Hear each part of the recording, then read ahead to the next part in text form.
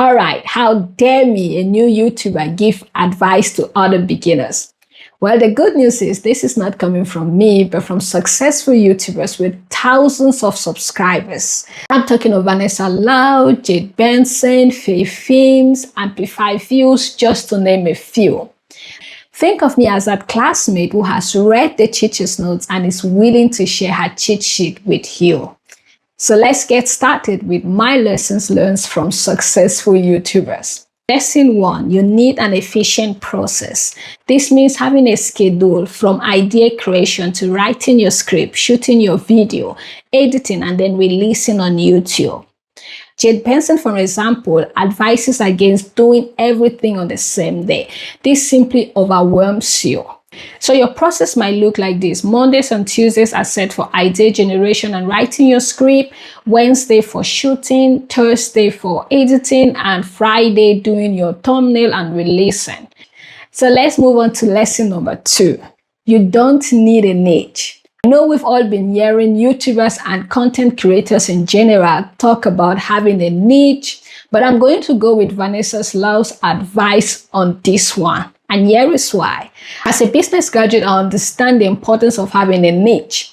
A niche is simply an area or segment you choose to focus on. This could be makeup, finance, education, or cooking videos. But think about it, in the beginning, you are still scouting for information, trying to look for that particular area, that sweet spot that would work best. So you don't yet know what will resonate with your audience. And secondly, you might end up with a niche that you don't even like. This was the case of Vanessa Lau. She chose to do makeup videos in the beginning. And once she started doing the makeup videos, she realized she doesn't even like it. So this is what she advises. Rather than choosing a niche, think of your target audience. Next, you should think of all the problems your target group or target audience wants to solve. So your mission as a YouTuber is to create videos to solve the problems of your target audience. By so doing, you will finally find that sweet spot that you would later on focus on. But in the beginning, don't have a niche. Have a target audience. I'm following this part of having a target audience. If you're choosing to have a niche, let me know your reasons down in the comments. So lesson number 3, just be you. I've heard several YouTubers say this, but the way Danielle Pulu said it, it was so beautiful that it struck something in me. She explained how she used to hide her faith in God by not putting it out there or mentioning it in her videos. But she finally recognized that as much as there will be people who will stop watching the moment she talks about her faith in God, there will be more people willing to watch her videos just because she talked about her faith in God. Now to you, maybe being yourself means talking with high energy levels or talking with hand gestures. Don't be afraid to show that part of you, because that may be why people are drawn to your videos. Let's go to lesson number 4. The beginning is always tough. Don't expect to hit 1 million views from the start. I know there are YouTubers out there creating videos like, I was monetized in 2 weeks or in 10 days. While this may be possible, think about that this may not be their very first YouTube video. They might have already gathered some experience from my previous YouTube channel. So it's but normal for them to have that success with another YouTube channel. Now you is just brand new on YouTube. Having that kind of mindset that you want to hit 1 million views with your first YouTube video will simply pressurize yourself, and this is very overwhelming.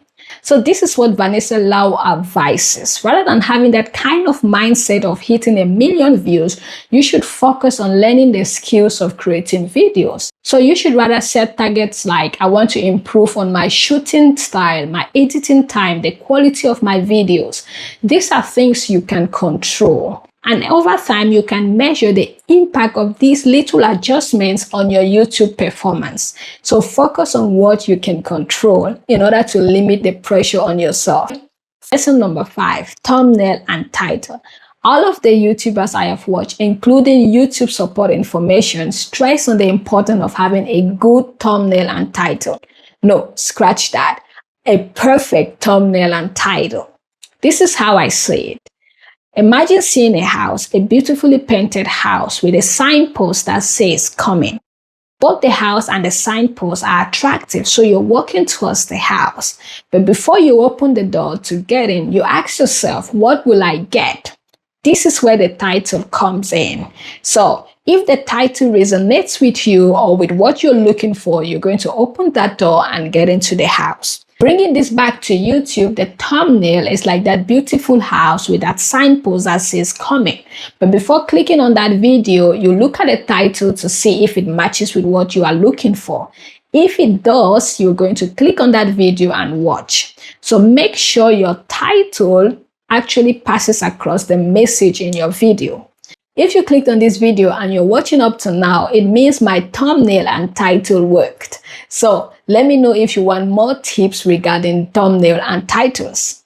Final lesson, talk to the one. This means before starting to shoot, have at least one person in your mind. Before I started recording this video, I had you in mind. I know you are someone who just started on YouTube, or you've been here but you're still struggling and you want to make it on YouTube. So I'm doing this video for you. By having you in mind, it makes the shooting process more natural and conversational. If this resonates with you, drop a hello for me in the comments and I will say hello back. So we've come to the end of my lessons learned from successful YouTubers. If you found this video helpful, please give me a big thumbs up and follow for more tips. More importantly, please give a big shout out to all these YouTubers willing to share their experiences with us. Do you have other tips? Please share in the comments. Let me learn from you as well. Thank you for watching and see you next time.